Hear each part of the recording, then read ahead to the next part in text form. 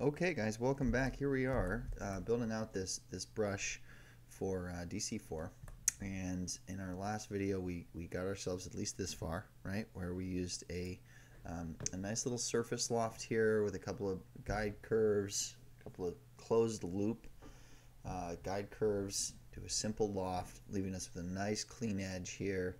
And then we did another super simple surface extrude, again with a really clean curve up here at the front, right towards the rest of our model, ending us up with the opportunity to do a super clean surface loft here from one side to the other, keeping it simple throughout the entire process. And now we're ready to move on to the next bit. Okay, so one thing is that I've built this thing upside down, I guess. I mean, you could say that. I have to build the bristles next, and looking at my actual physical brush here on my desk, you can hear it clanging around in the background. It looks like this is upside down, and if I build it like this, I can, it's okay, but one of the things is that the bristles will point down, and you can see the way that this environment is set up, especially when I have the real view graphics on here, that it's just going to look messy with the bristles kind of going into the ground plane. So that's not impossible to fix. We can always go up here to the direct editing tab. We can go to move and copy bodies. We can select some bodies. Remember, these are all surface bodies now, so I can just grab these surface bodies one by one. Okay, double check that they're all selected. Go over here to rotate. Sometimes this is folded up. You have to unfold it. Go to rotate. Take a look at your gumball here. Look for the direction that you want to revolve around. Go to that direction. Type in 180 and hit OK, and your model will flip over. Alright, and now it's in the right orientation. Alright, so that's just a little trick to moving around bodies inside SolidWorks. Remember, if you ever try to bring in a model from Rhino or Alias, they're going to show up as dumb geometry, as single solid bodies, and or even worse, shell surfacing. And you're going to need to use these tools up here under direct editing to move it around. Okay. One benefit though is that you do get the move copy feature in your design tree, so if you ever want to go back and edit that, or if you want to flip it back over, you can go back and just either remove this feature or edit it at any point and get right back in there, and you can edit away. So alright then, I'm just going to clean up my space here a little bit, hide some of the guide curves, and we'll just take a look at what we're doing. So in this video, I want to start the process of adding the bristles and adding the pattern that the bristles will nest into. We're still inside the part file, so let's take a look really quick and just double check. Okay, this model is surfaces, so probably for this bit here, I want to first add the pattern of holes that the bristles are going to stick into. So it's probably going to be best for me to solidify my model at this point. Okay, everybody should know how to do that by now. We'll go to surfaces, we'll go to knit surface, we'll select the entire model, and then we'll go to create solid, and if everything is done correctly, that should go off without a hitch, and it should solidify your model. And you can double check up here in your design tree by just looking for that solid bodies folder that's right there. Okay, cool. So that's that. Now let's go ahead and start this process. So I want to start off by just punching a little teeny hole in the top surface of my model here, and I have to pay attention to something that's very important. Otherwise I'll find out the hard way later. One thing is that this top surface is segmented into two things, and that gives me a seam right down the middle. So whenever I do a cut extrude, I want the cut extrude to have the opportunity to land on one single surface, not two. I especially want to avoid the situation of doing a cut extrude over a seam like this seam that's here. And I'll show you why. Okay, let me just go ahead and get a custom plane going. I'm going to go off the right plane here, and I'm just going to drag a right plane kind of over to where I think the hole should start, and we'll go from there. And I think what I'm going to do next is I'm going to try to put down a guide curve that's going to follow this surface edge here, and I'll do that with an intersection curve, but I'm getting ahead of myself. Hold on, let me get myself together. It's early, guys. It's first thing in the morning here, and I've been thinking about doing this video for you all night. Top plane sorry, let me just pull up a little top plane here and create a sketch and look normal too, and draw out a little tiny circle. Okay, I can use this plane I just created over here as a guide to where I'm going to kind of start my hole. So let's hover around here. Okay, there's the seam. All right, now I'm going to just draw out a circle kind of right on the seam to show you guys this example. Right, and you can see instantaneously SolidWorks locks it in place. There you go. All right, then I'm going to go ahead and I'm going to do a cut extrude using that. Okay, and I'll just approve this. Let's make it 8 instead of 10.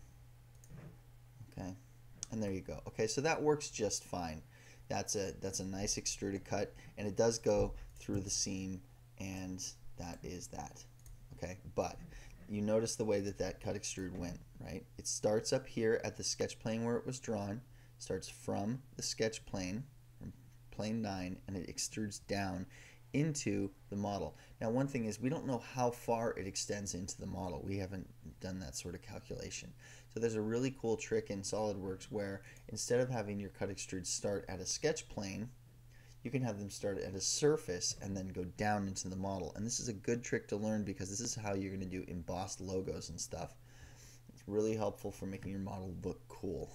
Okay, so if I try to set this cut extrude to start at a surface, face, or a plane up here, and then I try to choose a surface, I can only choose one surface or the other. I can't choose both. So the fact that this curve is sitting right on the seam and extends over both surfaces means that this cool feature, starting it from the surface, won't work. Okay, I have to actually move it over off the seam so that it only interacts with one surface at a time. All right, so I'm going to actually just delete this cut extrude right now, and or you know what I can do, I can actually just edit the sketch and move it off the seam, and I'll show you the difference. Okay, delete. Just deleting these coincident relations. I'm going to move this guy over a little bit, and I'm going to say OK. All right, so now we've moved it off the seam, and we're going to go back to that feature and edit it. Pretend like we're starting from scratch. We're going to go to surface face plane, and then we'll tell it to start at this surface, and you can see the difference right away. You can see now, even though the sketch is up here, this cut extrude starts at this surface and goes down. So I have to give it a depth that is appropriate. So I'm going to say, let's have it go down 0.5 millimeter. Okay. In fact, let's just go for a full millimeter. Let's go crazy. All right.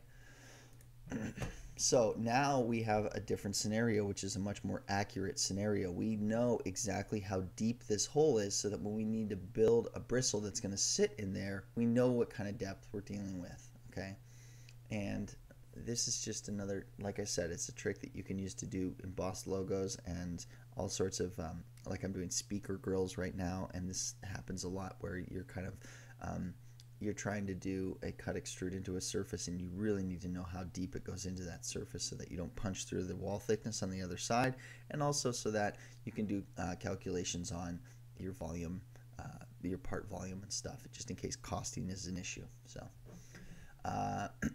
now you may be asking, well, what if there's no choice? What if I have this seam right down the middle and there's just no way that I have to start in the center? Well, in that case, what you can do is you can come up here to this plane 9 that's hovering over your model, and you can cut a section out across this seam and then use the replace face button or delete face with replace face turned on, and it will fill in that hole that you punch out with one single surface. So sometimes in that sort of scenario you have to do that. For this tutorial, we're not going to do that. Okay, but I think I've got it in a previous tutorial for DC3 and adding logos to your model. Okay, so I'm really happy with this now. I'm just going to grab my dimension tool, and I'm just going to give this a dimension of 1 millimeter. Okay, so I know that I've got a 1 millimeter hole, and I know it goes down 1 millimeter also. So these are easy numbers to remember, and I'm feeling good about that. All right. Okay, next move we've got to make is we want to put a curve on surface that's going to follow along this curve here, or follow along this surface right at the edge of the surface. Okay, and I'm calling it curve on surface because I used to do alias, and that's what it would be called, an alias. I'm going to right click on this plane and start up a sketch on the plane, and then I'm going to look normal 2. Normal 2 has not been working out for me lately. going to just actually use my space bar to turn this on, and I'm going to draw a rectangle, I promise. Come on, rectangle. I'm sorry, you know what? I think I'm drawing on the wrong plane here. Excuse me. I want to start a sketch on this plane. There you go. All right. So I'm going to draw a rectangle that lines up with the origin and cuts through my model in a way that intersects the model in a way that I want this to be patterned on the surface. Does that make sense? I hope so. Surfaces, planar surface. I'm just going to create a plane. I'm just making something that intersects with my model where I want to put a pattern. Okay, so there's a little surface like that, and then I'm going to do an intersection curve, which is underneath the sketch tab, nested underneath convert entities, intersection tab.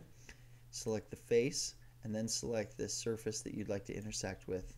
See those two things, and then hit the OK button, and you can see what SolidWorks does. It gives you a sketch that follows right along with where those two things intersect. Okay? Okay, cool. All right. Now I'm just going to hide this plane because I don't need it anymore. It's done doing its job. This is reference geometry. It's only built for reference or construction, so it can go away now. And now I'm going to go ahead and I'm going to do a curve-driven pattern, because now I have a curve to follow. I've got a feature that I can pattern, and it's time to pattern this sucker up. Okay. Now, full disclosure, guys, I'm getting a little nervous here because of the way that I did this. In my practice video, I had done the intersection curve before I did the cut extrude, and I didn't have a segmented curve. So let me try something. Actually, let me see here. 3D sketch, edit. I wonder if I can just take off this section. Yeah, look at that. Okay. There we go. Perfect. So now I want to do that again. What was I going to do? I was going to go curve-driven pattern.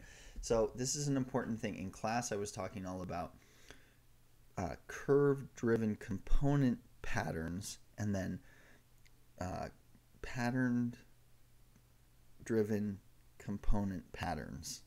That's where you pattern a component, a thing, an object, a part file, where you pattern that.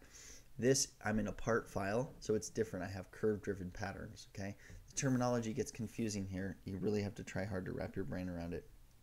Curve-driven pattern asks me for a curve, like that one, and then pay attention to your instances right off the bat, because if they're set to something too high, it's not going to work, and you're going to freak out for a quick second. Just set it to something easy, like 4. So that's the curve I want to follow along. The feature I want to pattern is this cut extrude. So I'm going to open up my design tree, and I'm going to go to cut extrude, and there she goes. You can see what that's doing. Pattern it right along that curve. Okay, I'm going to jack this up a little bit. Just being careful. I don't want to do too many. I'm going to just do a few. So let's do 5. It's an odd number. It's good luck, right? Okay, and I think that looks pretty good. Let's see here, equal spacing versus non-equal spacing. Let's just set that to 4.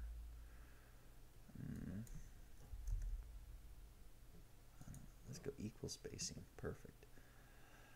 All right, play around with some of these things if you want. You can see the difference. Offset curve. You know, as opposed to getting into detailed descriptions of what these things do, it's better to just click on them and see for yourself. All right, let me approve that.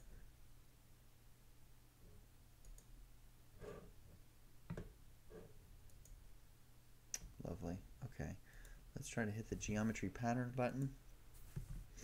Okay. Perfect. So you can see what's happening here. So here we are in my video. It's supposed to be working. It's not. So because of the way that I drew my my curve here, it starts the pattern, but it starts it at this end point, which is the side profile of this curve. So it just means I need to go back and do my thing over again. Okay, this is not hard to do. I'm just going to go ahead. I have all my curves set, so I'll just delete what I just made and go yes to all. And I'm going to do my intersection curve first, so that way I have a nice clean intersection curve. There you go.